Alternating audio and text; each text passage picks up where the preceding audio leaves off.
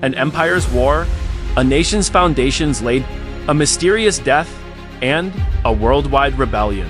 All these happened on just September 17th, but how did they all connect? Welcome, History Explorers, and thank you for joining today's history. Today, as the calendar turns to September 17th, we're diving deep into its most mind-blowing events. This date holds countless moments that reshaped the world and truly make us think, from medieval conflicts and Cold War treaties to literary mysteries and modern-day protests. Get ready to discover how every single day can be a pivotal crossroads in humanity's story. Let's begin. Let's go back to the year 1179, deep into the heart of the Holy Roman Empire. At this time, the empire was not a single unified state like modern Germany. Instead, it was a patchwork of duchies, bishoprics, free cities, and noble lands, each ruled by powerful lords who often held more authority than the emperor himself. And standing at the very center of this storm was one of the most ambitious rulers of the Middle Ages, Emperor Frederick Barbarossa. Barbarossa was a man of immense presence. His nickname meant Red Beard, and he carried an aura of both fear and respect across Europe. His goal was nothing short of restoring the glory of the ancient Roman Empire, uniting Germany and Italy under a powerful crown. But every emperor needs loyal vassals to maintain control. And that brings us to one of the most dangerous figures of the age, Henry the Lion. Henry wasn't just any duke. He ruled over not one, but two of the most important regions of the empire, Saxony in the north and Bavaria in the south. His lands stretched from the Baltic coast to the Alps. He was wealthy, independent, and fiercely ambitious. To many, Henry wasn't just a duke, he was a king in all but name. At first, Henry and Barbarossa worked side by side. Henry had helped the emperor in his campaigns, and in return, he was granted more and more influence. But their alliance was built on shaky ground, because Henry the Lion's loyalty was always conditional. He expected rewards, lands, and privileges. And when Barbarossa launched a massive campaign into Italy in the 1170s, hoping to finally bring the rebellious city-states to heel, he turned to Henry for support.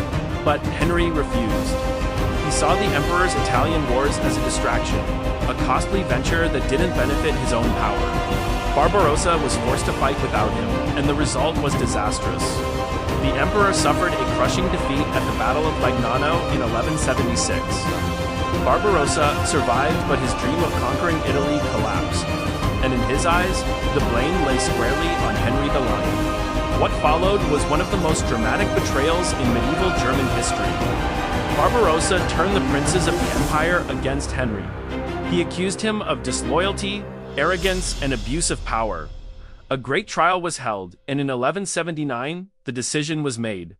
Henry the Lion was stripped of his duchies. Saxony and Bavaria, two of the mightiest territories in the empire, were taken away from him. For Henry, this was humiliation. For Barbarossa, it was triumph. By cutting down his most dangerous rival, the emperor reasserted his dominance. But here's the twist, this wasn't just about politics, it reshaped the entire map of Germany. Saxony was broken into smaller pieces, weakening any future dukes who might challenge the emperor. Bavaria was given to a rival family, changing the balance of power in southern Germany. Yet Henry wasn't completely destroyed. He kept some smaller lands and eventually returned to favor later in life. His descendants would continue to influence German and European history for centuries. In fact, one of his great-grandsons would go on to become a king of England.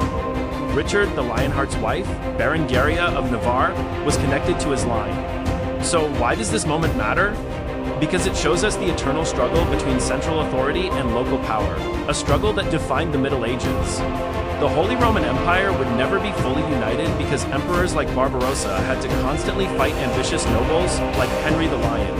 And in that battle, September 17, 1179, marked a turning point. Imagine the scene, Barbarossa standing tall in the imperial court, declaring that the mighty Henry the Lion was no longer a Duke of Saxony or Bavaria. Gasps echo through the hall. Nobles whisper, wondering if they too might one day fall from grace. And Henry himself, once a near king, reduced to watching his power slip away. It was more than politics. It was a clash of personalities, ambitions, and visions for what the empire should be.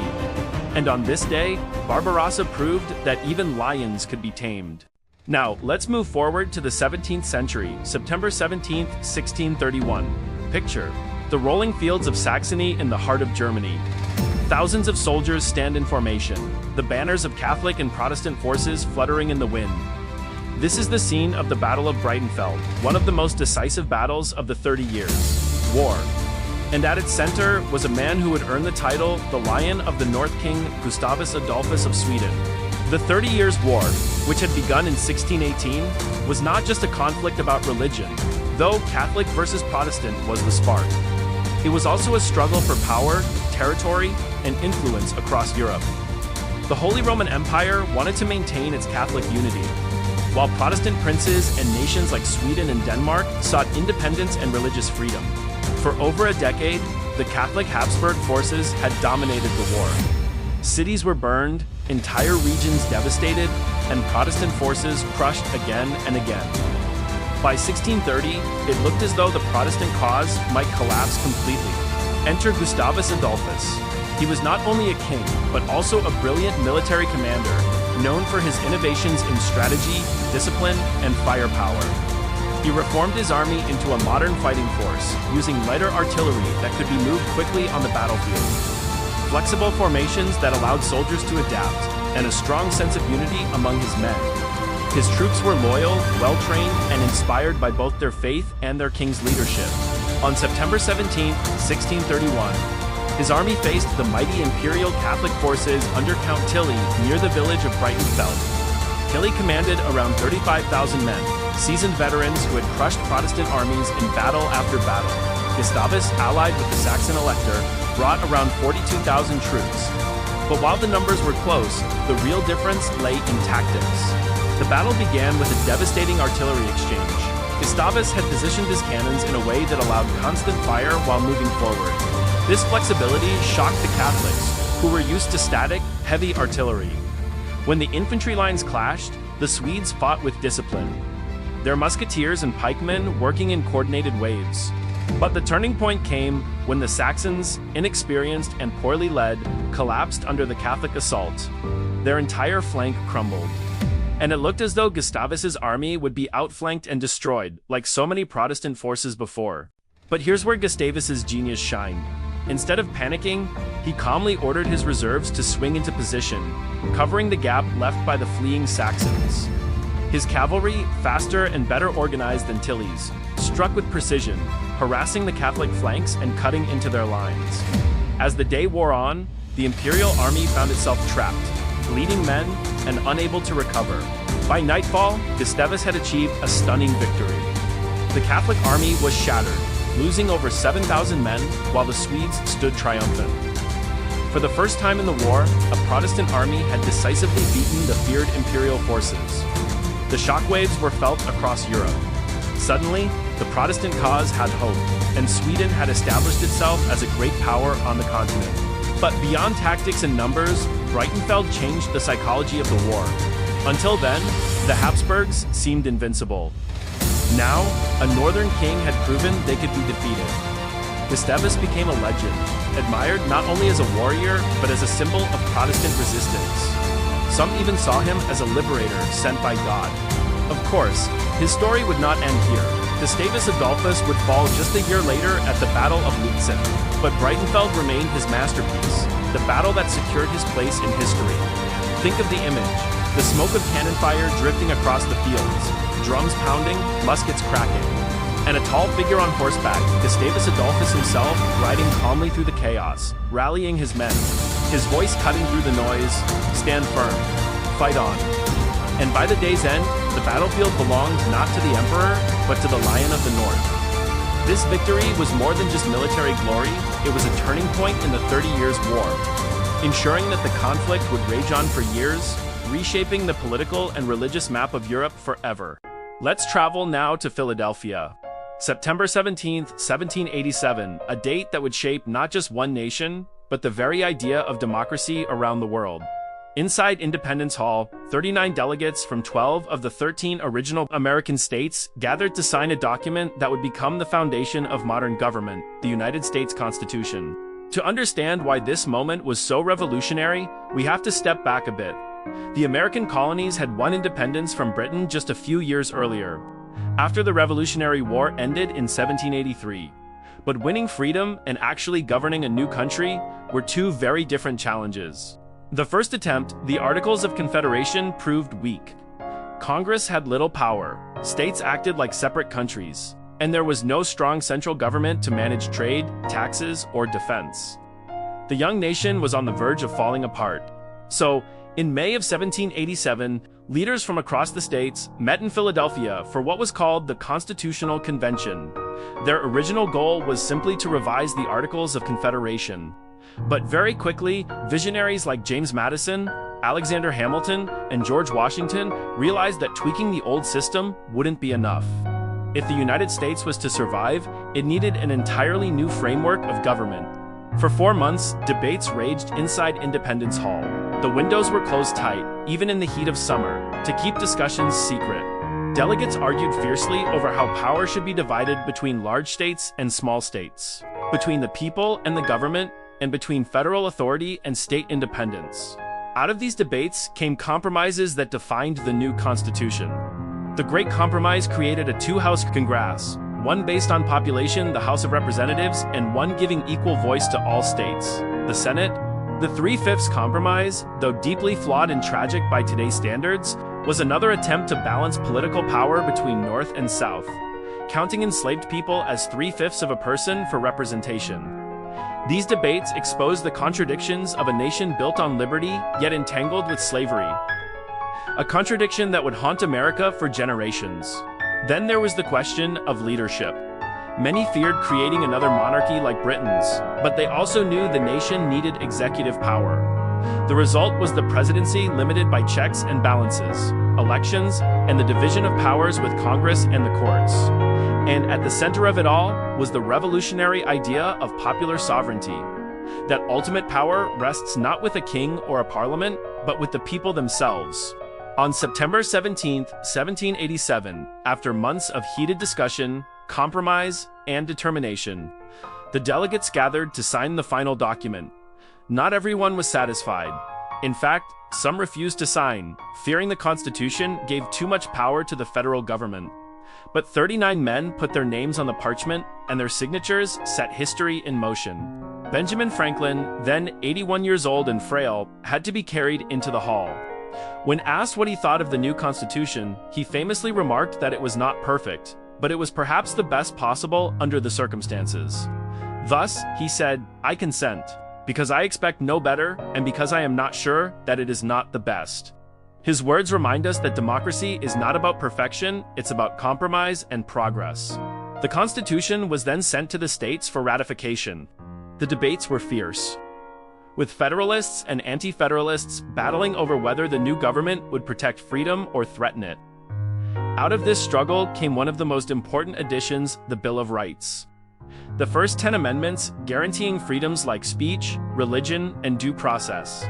Today, the U.S. Constitution is the oldest written constitution still in use, and it has inspired countless nations around the globe. Think about that 39 men in a single room. On a September day in 1787, wrote words that would influence billions of lives over centuries. Picture the scene, quill pens scratching on parchment, the air heavy with both exhaustion and hope. George Washington presiding silently but with immense authority. James Madison carefully recording notes that would become our window into the debates. And Franklin with his wry smile, understanding that while the document was imperfect, it was the birth of something extraordinary. That day, September 17th, was not just about laws, it was about an experiment in human freedom. An experiment that continues to this very day. Let's turn now to one of the most haunting mysteries in literary history, the death of Edgar Allan Poe. It was early October in 1849 when Poe, the master of Gothic tales and dark poetry, was found in a desperate and bewildering state on the streets of Baltimore. He was dressed in someone else's clothes, barely conscious, and unable to explain what had happened to him. 4 days later, he died at the age of 40. To this day, no one knows for certain what caused his death, and that uncertainty has turned his final days into a mystery worthy of one of his own stories. To understand why Poe's death fascinates us so much, we need to step back and look at his life. Edgar Allan Poe was not just a poet, he was an inventor of genres. He pioneered detective fiction with the Murders in the Rue Morgue, inspired science fiction with his imaginative tales, and gave us chilling poetry like The Raven, where every line drips with melancholy. His works shaped literature, inspiring writers from Arthur Conan Doyle to Stephen King. But behind his genius lay a troubled man. Poe struggled with poverty for most of his life. He battled alcoholism, grief from the loss of his young wife Virginia, and the pressures of living in a society that often rejected him. His writings about madness, despair, and death weren't just fiction, they were reflections of his own suffering. Now, imagine Baltimore in October 1849. It's election season and the city is chaotic. On October 3rd, Poe is found near a tavern called Ryan's Fourth Ward Polls. He's incoherent, drifting in and out of consciousness, and when asked about his condition, he can only mutter the name Reynolds, a person no one has ever identified. He's taken to Washington College Hospital, where he remains delirious until his death on October 7th. His last recorded words, "Lord, help my poor soul." So, what killed Edgar Allan Poe? Historians and doctors have debated this for more than 170 years. Some say it was alcohol poisoning, others suspect drugs, syphilis, or even rabies. One chilling theory suggests that he was a victim of cooping, a violent election fraud practice in which gangs kidnapped men, forced them to vote multiple times in disguises, and left them for dead. The fact that Poe was found on election day, in ill-fitting clothes, seems to fit this explanation. No autopsy was performed, and Poe was buried quickly, leaving behind more questions than answers. His death remains one of the greatest unsolved mysteries in American history. But maybe that's fitting. Poe's life was dedicated to exploring the shadowy corners of the human mind, the madness, the fears, the unspeakable horrors that lurk just beyond reason. His mysterious end feels like the final chapter of his own Gothic tale. Today, Poe's influence is everywhere. From films and novels to television shows and music, his themes of death, loss, and the macabre still resonate. Every year in Baltimore, fans gather at his gravesite, some even dressing in 19th century attire to honor his legacy. And for decades, an anonymous figure known as the Poe Toaster would visit his grave on his birthday, leaving roses and cognac as a tribute or ritual as mysterious as the writer himself. So when we think of September 17th's events, Poe's death stands apart. It's not just a historical fact, it's a story that continues to spark imagination. Because the real horror is not knowing the truth. Did disease claim him? Was it foul play? Or was Poe, like the characters he created, consumed by forces beyond his control? In the end, the mystery of Edgar Allan Poe's death ensures that he lives on, not just as an author, but as an eternal riddle in the pages of history.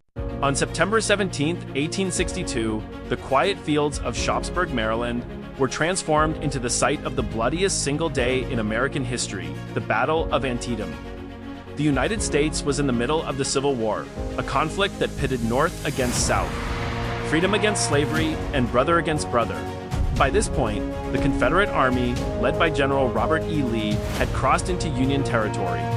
His goal was bold: bring the war to the North, rally support for the Confederacy, and perhaps even win recognition from European powers like Britain and France. Facing him was Union General George B. McClellan, a cautious and often criticized commander. But this time, McClellan had a rare advantage. Union soldiers had discovered a copy of Lee's battle plans, wrapped around 3 cigars left behind by Confederate troops. This intelligence gave McClellan a golden opportunity to strike. At dawn on September 17th, Union cannons roared to life. The fighting began in a cornfield so dense and bloody that it would forever be remembered simply as the cornfield. Soldiers fired blindly through the stalks, regiments charging and falling, entire units wiped out within minutes. Survivors later recalled that the corn was cut down as if by a scythe, not by farmhands, but by musket fire. By mid-morning, the battle shifted to the sunken road, a dirt path that would become known as Bloody Lane. For hours, Union soldiers launched wave after wave of attacks. Confederate troops, crouched in the road's natural trench, held them back in a storm of lead and steel. But eventually, the Union broke through. When the smoke cleared, the road was filled with thousands of bodies, men piled so thick it was said you could walk across without touching the ground. The final act of this brutal day came at Antietam Creek's Stone Bridge. Union troops tried 3 desperate assaults to cross, facing relentless Confederate fire from the bluffs above. At last, they succeeded, forcing Lee's men to retreat. Yet, despite the Union's tactical advantages, McClellan's cautious nature prevented him from delivering a decisive blow. Lee's battered army slipped back into Virginia the next day, bloodied but not destroyed. The numbers were staggering. In just 12 hours of fighting, more than 23,000 soldiers were killed, wounded, or missing. Families across America would feel the loss, sons, fathers, and brothers, never returning home. And yet, amidst the horror, Antietam changed history. The battle gave President Abraham Lincoln the confidence he needed to issue the Emancipation Proclamation, a bold declaration that all enslaved people in Confederate states would be set free. This shifted the war's purpose from simply preserving the Union to fighting for human freedom. It also ensured that European nations who had considered supporting the Confederacy would stay out of the war. So, why does Antietam matter today? Because it reminds us of the unimaginable price of freedom and the moments in history where courage and sacrifice reshape a nation's destiny. When we look back at September 17, 1862, we don't just see a battlefield, we see a turning point. The blood of thousands marked the path toward a new America, one that would eventually abolish slavery and strive toward the ideals of liberty and equality. The cornfield, the bloody lane, the stone bridge, they stand today as silent witnesses. And when the wind blows across those fields, it carries the memory of the men who fought and fell, reminding us that history is written not just in victories, but in sacrifice. September 17, 1920. May seem like an ordinary date in the dusty industrial town of Canton, Ohio. But on that day, in a small car showroom owned by the legendary athlete Jim Thorpe, a group of men gathered to make a decision that would change American sports forever. They weren't imagining billion-dollar franchises, massive stadiums, or Super Bowl halftime shows. What they wanted was something much simpler: to bring organization and stability to the chaotic world of professional football. At that time, football in America was wildly popular at the college level. Rivalries like Harvard versus Yale or Michigan versus Ohio State could fill stadiums and dominate headlines. But professional football? That was a mess. Teams would pop up one year and vanish the next. Players often jumped from team to team, chasing the highest bidder. Games were poorly organized, salaries were unsustainable, and the sport itself had a reputation for being brutal, even lawless. So, on that September day, representatives from several teams sat down around a table. Among them were the Akron Pros, the Canton Bulldogs, the Decatur Stewies, and the Dayton Triangles, names that feel almost forgotten now, but they were the seeds of what would become the National Football League. They agreed to form the American Professional Football Association, with Jim Thorpe, an Olympic gold medalist and one of the greatest athletes of his era, as the league's first president. The early days were humble. Teams played in small fields, often with only a few hundred fans watching from wooden bleachers. Players worked second jobs to support themselves, since football barely paid the bills. Rules were inconsistent, equipment was primitive, and injuries were common. Yet something about this league began to capture the imagination of communities. Over the next few years, the league would change its name to the National Football League, NFL. And slowly but surely, it started to grow. The Decatur Staleys, for example, moved to Chicago and became the Bears, one of the most iconic franchises in sports history. The Green Bay Packers, founded by a group of workers at a meatpacking plant, would rise to become one of the league's most successful teams. What began as a small experiment in 1920 has since evolved into a global powerhouse. Today, the NFL generates billions of dollars in revenue, draws massive television audiences, and turns the Super Bowl into a cultural event bigger than almost anything else in the United States. But none of that would exist without those men in Canton, Ohio, who dared to bring order to chaos. The story of the NFL's birth is not just about sports, it's about vision, perseverance, and the power of community. It's a reminder that great things often start small, in places no one expects, with people who believe in something bigger than themselves. So the next time you hear the roar of the crowd, see the flash of helmets under the stadium lights, or witness the glory of a Super Bowl Sunday, remember, it all traces back to September 17, 1920, when a few men in a car dealership decided to dream of something greater. September 17, 1939. The world was already in shock. Just over 2 weeks earlier, Nazi Germany had launched its brutal invasion of Poland, unleashing the storm that would become World War II. But as the world focused on the German blitzkrieg sweeping through the west, another dark shadow fell across Poland's eastern frontier. On this day, the Soviet Union, under the leadership of Joseph Stalin, launched its own invasion, an act that sealed Poland's fate and reshaped the map of Europe. The background to this invasion lay in the Molotov-Ribbentrop Pact, signed only weeks before. Publicly, it was a non-aggression pact between Nazi Germany and the Soviet Union. But in secret, the two powers had agreed to carve up Eastern Europe. Poland, caught between them, was destined to be the first victim of this sinister agreement. At dawn on September 17th, Soviet troops crossed Poland's eastern border. The Red Army, numbering nearly 500,000 soldiers, moved quickly and decisively. Already battered by the German advance, Poland could not mount a meaningful defense on two fronts. Within days, the dream of resisting occupation collapsed into the nightmare of division. For ordinary Polish people, the Soviet invasion was devastating. Families who had already fled the German bombs now faced a second enemy. Many believed the Soviets were coming to help, but instead, the Red Army carried out mass arrests, deportations, and executions. Polish officers, intellectuals, and community leaders were targeted. This would culminate in one of the most infamous atrocities of the war, the Katyn Massacre, where thousands of Polish officers were executed by the Soviet secret police. The international response was muted. Britain and France, who had declared war on Germany, remained silent toward the Soviet action. Their treaties with Poland technically did not apply to the Eastern invasion, and the Allies were reluctant to open another front against Stalin. Thus, Poland was left to face its tragedy alone, torn apart by two of the most powerful military machines in history. The joint German-Soviet occupation not only ended Poland's independence for the duration of the war, but also symbolized the brutal reality of geopolitics. Poland, caught between two totalitarian regimes, became a pawn in the larger struggle for power. Its people endured unimaginable suffering, but also remarkable resilience, as underground resistance movements began to form almost immediately. Looking back, September 17, 1939, is not just the story of a military invasion. It is the story of betrayal, of secret deals made in the shadows, and of a nation sacrificed on the altar of great power politics. Yet, it is also a reminder of the courage of the Polish people, who, despite occupation and terror, never gave up their fight for freedom. When we think of World War II, we often recall the images of D-Day or the fall of Berlin. But the war's foundations were laid earlier in the secret handshakes and ruthless invasions of 1939. The Soviet invasion of Poland stands as a grim chapter in that story, one that shaped the course of history for decades to come. September 17, 1944, the skies over the Netherlands roared with the sound of thousands of aircraft.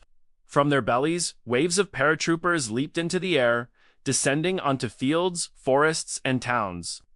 It was the beginning of Operation Market Garden, the largest airborne operation in history at that time, and one of the most ambitious Allied plans of World War II. The strategy behind Market Garden was bold, even daring.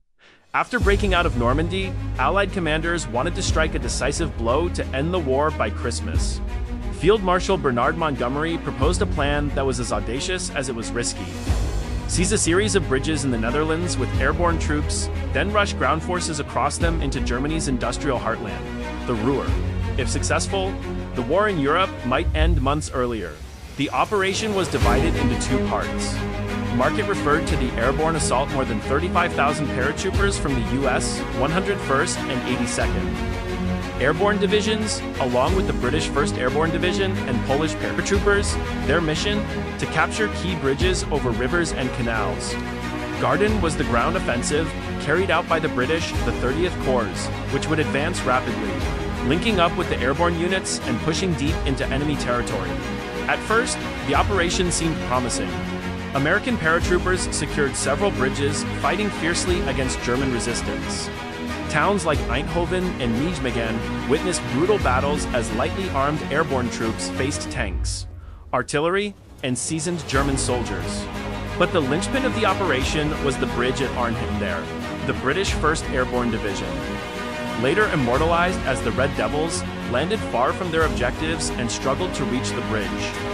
Only a fraction of their force made it, holding out against overwhelming German counterattacks. For several days, they fought heroically, surrounded, low on ammunition, food, and medical supplies.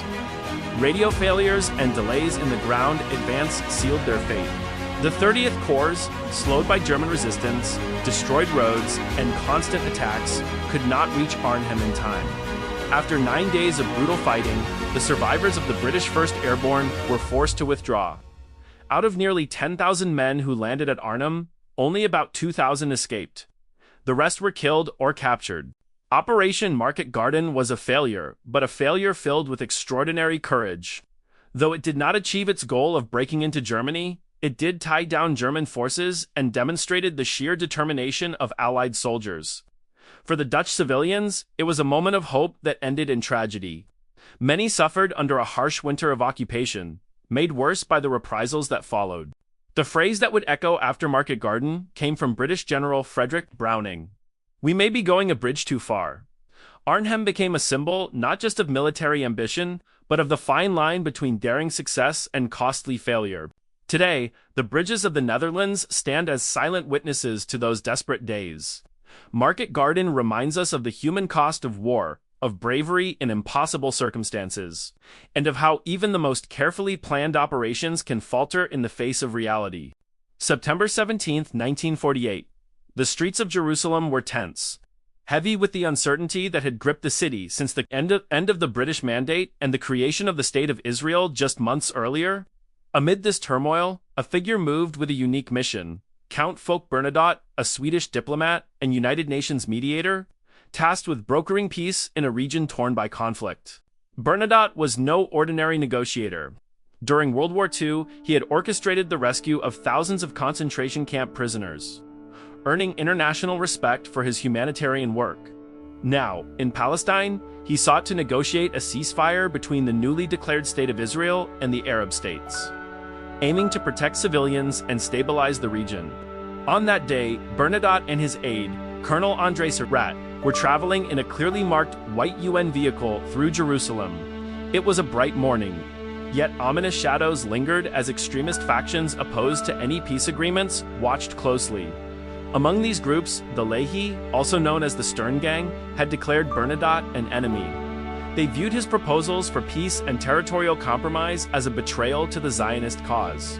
As the car passed through the streets, Lehi operatives struck, shots rang out, echoing through Jerusalem's narrow alleys. Bernadotte and Surratt were assassinated instantly. The news spread like wildfire shockwaves, not just through Israel and Palestine, but across the world. The United Nations condemned the act, calling it an attack not just on Bernadotte, but on the very concept of international diplomacy and peacekeeping. The assassination exposed the fragility of post-war diplomacy in volatile regions. Bernadotte had envisioned agreements to protect refugees, establish borders, and create a path to peace, yet his life was violently cut short. His death forced the UN and global powers to rethink strategies for conflict resolution, highlighting the dangers faced by mediators in politically charged environments. In the aftermath, Israel condemned the attack officially. And while the perpetrators were never fully brought to justice, the incident underscored the high stakes of peacemaking. Bernadotte's legacy endured not through political victories, but through the ideals he championed: humanity, negotiation, and the pursuit of peace amidst chaos. Even today, his name is remembered in uncircles, in memorials, and in the history of international diplomacy as a testament to the courage and risks of striving for peace in a world fraught with conflict. September 17, 1978. Deep in the secluded mountains of Maryland, USA, at the presidential retreat known as Camp David, history was quietly being written. For 12 days, three leaders, U.S. President Jimmy Carter, Israeli Prime Minister Menachem Begin, and Egyptian President Anwar Sadat sat down in what would become one of the most significant diplomatic negotiations of the 20th century. The Middle East, at that time, was a region scarred by decades of conflict. Egypt and Israel had fought multiple wars, and tensions over the Sinai Peninsula, borders, and the rights of Palestinian people remained unresolved. Millions of lives had been impacted by these conflicts, and the world watched as the leaders embarked on an unprecedented journey toward peace. President Carter, a man with a deep personal commitment to diplomacy, orchestrated the negotiations with meticulous care. He understood that trust was fragile, that egos and national pride could derail progress, and that each moment required both patience and strategic pressure. Begin and Sadat arrived with decades of grievances and memories of war, each determined to protect their national interests. Over countless hours, the discussions were tense, often heated. Breakthroughs were followed by stalemates, and tempers flared. Yet, amidst the pressure, moments of mutual understanding emerged. Sadat demonstrated remarkable courage, willing to make concessions despite opposition at home, while Begin, known for his strong stance on Israeli security, carefully navigated compromises. Finally, on September 17th, after days of negotiation, the Camp David Accords were signed. The agreements included Egypt's recognition of Israel as a legitimate state, the framework for Israel's withdrawal from the Sinai Peninsula, and provisions for Palestinian autonomy in the West Bank and Gaza. These accords marked the first time an Arab nation officially recognized Israel, setting a precedent for future peace efforts in the region. The Camp David Accords were more than just ink on paper. They represented hope for a war-torn region. Proof that dialogue, courage, and careful diplomacy could overcome decades of conflict. Yet, the path ahead remained challenging. Both leaders faced internal opposition, and the region continued to grapple with instability. But the Accords stood as a landmark achievement in international diplomacy. Today, the Camp David Accords are remembered not only as a historical milestone, but also as a lesson in perseverance, negotiation, and the transformative power of human will. The courage to meet, speak, and compromise, even under immense pressure, changed the course of Middle Eastern history forever. September 17, 1980. In the shipyards of Gdańsk, Poland, a wave of change was quietly beginning. One that would ripple across an entire nation and eventually shake the foundations of the Cold War. Workers, fed up with poor wages, harsh working conditions, and the stifling control of the communist government, began to organize a movement that would become known as Solidarity or Solidarność in Polish. At the heart of this movement was Lech Wałęsa, an electrician turned charismatic leader who believed in the power of unity. He and his fellow workers weren't just demanding better pay, they were demanding dignity, rights, and a voice in a system that had long silenced them.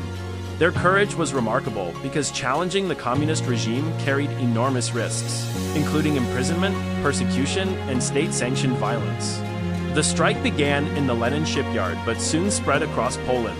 Workers from different industries joined in solidarity, forming independent trade unions and issuing a list of 21 demands to the government. These demands went beyond wages. They called for freedom of speech, the right to form independent unions, and social reforms that would give ordinary citizens a say in their own lives. For weeks, tense negotiations unfolded between the striking workers and the government. Martial law and repression loomed as real threats, yet the resilience and unity of the workers created a momentum that the authorities could not ignore. Eventually, on September 17, 1980, an agreement was reached. The government officially recognized the Solidarity movement as the first independent labor union in the Soviet bloc. This moment was historic. It was the first time in decades that ordinary citizens had successfully challenged a communist regime and won recognition. Solidarity became a symbol of resistance, hope, and the possibility of peaceful change. Its impact extended far beyond Poland's borders, inspiring movements for democracy and human rights across Eastern Europe. The Solidarity movement reminds us that even in the face of oppressive systems, unity, courage, and perseverance can create extraordinary change. September 17, 1980, marked the beginning of a journey that would eventually contribute to the fall of communism in Poland and the wider region, a true testament to the power of collective action and the enduring human desire for freedom. September 17, 1991, a seismic shift was underway in the world. The Iron Curtain was falling, the Soviet Union was unraveling, and three Baltic nations, Lithuania, Latvia, and Estonia, were ready to reclaim their place on the global stage after decades under Soviet domination. These nations had endured forced annexation in 1940, suppression of their culture, and decades of political oppression. For nearly half a century, they were denied the basic rights of sovereignty and self-determination. But the spirit of independence never died. From underground movements to public protests, the people of the Baltics quietly nurtured their hope for freedom. By 1990 and 1991, the winds of change were undeniable. Lithuania declared independence in March 1990, followed by Latvia and Estonia. Yet gaining international recognition was crucial. Without it, their independence would remain symbolic, vulnerable to Soviet opposition. That's where the United Nations played a pivotal role. On September 17, 1991, the UN General Assembly officially accepted Lithuania, Latvia, and Estonia as members. This was not just a bureaucratic step, it was a declaration to the world that these nations were once again sovereign states. Free to chart their own destiny, it also marked one of the clearest signs that the Soviet Union's control over Eastern Europe was collapsing. For the citizens of the Baltic nations, this was a historic moment of triumph, a vindication of decades of struggle. Streets filled with celebration as people embraced their new reality. Independence was no longer a dream, it was officially recognized by the global community. This event also had far-reaching implications. It set a precedent for other post-Soviet states seeking recognition and paved the way for the eventual dissolution of the USSR in December 1991. It was a testament to the resilience of nations and the power of international solidarity in supporting human rights and self-determination. September 17, 1991, reminds us that even after decades of oppression, the pursuit of freedom and sovereignty can prevail, and the world can bear witness to history being rewritten in real time. September 17, 2011. A day that would ignite a movement resonating far beyond the streets of New York City. Thousands of people gathered in Zuccotti Park, in the heart of the financial district, to raise their voices against economic inequality, corporate greed, and the perceived corruption of the financial system. This wasn't just another protest. It was the beginning of a global conversation about wealth distribution and power. The slogan that would define the movement, "We are the 99%," captured the frustration of ordinary citizens watching as a tiny fraction of the population controlled vast portions of wealth while many struggled to make ends meet. The roots of Occupy Wall Street stretch back to the 2008 financial crisis. Millions lost homes, jobs, and savings, while large financial institutions received bailouts. Public outrage simmered for years, and by 2011, people were ready to make a bold statement. The movement was intentionally leaderless, emphasizing horizontal organization and collective decision-making. Protesters held general assemblies, discussed solutions, and created an environment where every voice could be heard. Art, music, and creative signage became hallmarks of the encampments, turning the park into both a protest site and a living symbol of unity. But the significance of September 17th wasn't confined to New York. The movement quickly inspired similar protests in cities across the globe, from London to Sydney, from Tokyo to Madrid. Occupy Wall Street became a worldwide symbol of resistance against unchecked corporate influence, sparking debates about economic policy, taxation, and social justice that continue to this day. Despite facing challenges, evictions, police confrontations, and internal disagreements, the legacy of that day endures. It shifted public discourse, highlighted systemic issues, and reminded the world that ordinary citizens can mobilize to demand change. September 17, 2011, was more than just a protest. It was a wake-up call, a moment when people said, "Enough." It was a powerful reminder that democracy is not just about voting every few years, it's about active participation, holding institutions accountable, and standing up for fairness in the system that affects everyone's life. And here are the moments history has left us on September 17th. From the decisions of emperors and kings, to turning points in wars, from constitutional signings to cultural and literary milestones, and finally, to the social movements that shaped our modern world, each event reminds us once again how the past has shaped today.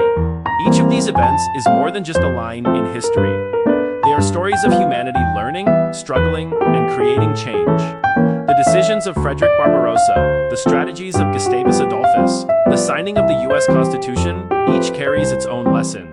And today, movements like Occupy Wall Street show us just how valuable justice, equality, and civic participation truly are.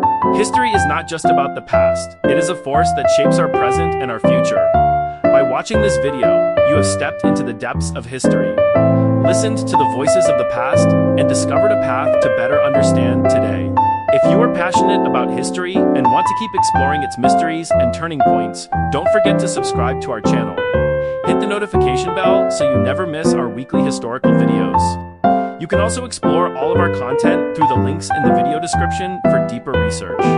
Let us know in the comments, which September 17th event do you think had the biggest impact on the world? Was it an emperor's decision, a major battle, or a grassroots movement started by the people? We can't wait to read your thoughts.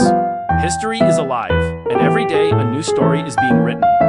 As we understand the past together, we can better grasp the present and shape the future. Thank you for watching. Keep being curious, keep learning, and keep listening to history. See you in the next video.